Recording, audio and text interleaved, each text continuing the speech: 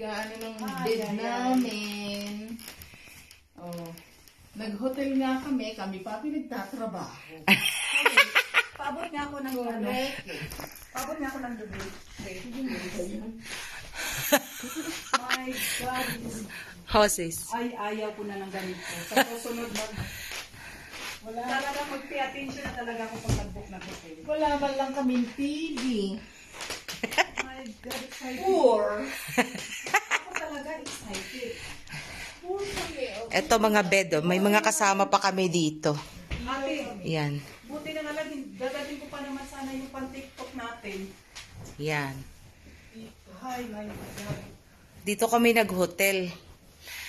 Ilang tao ba? Isa, dalawa, tatlo, apat, lima, anim, pito, 8 katao ang nandito sa isang kwarto, ha? kami pa rin ang maglalagay ng adobe na Oo. Kami pa maglalagay niyan. sa tent.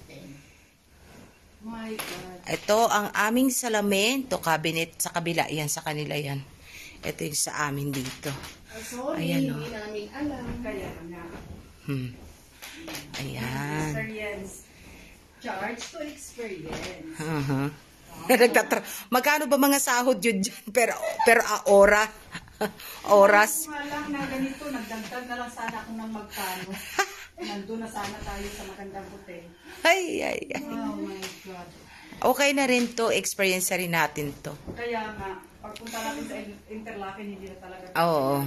Palagi ko sa Astoria. Hindi naman dagdag ka lang 50-10 lang siguro. Nasa Astoria na tayo. Ayun na nga eh. Uy, tigilan mo na yung maglagay ka lang ng ano mo.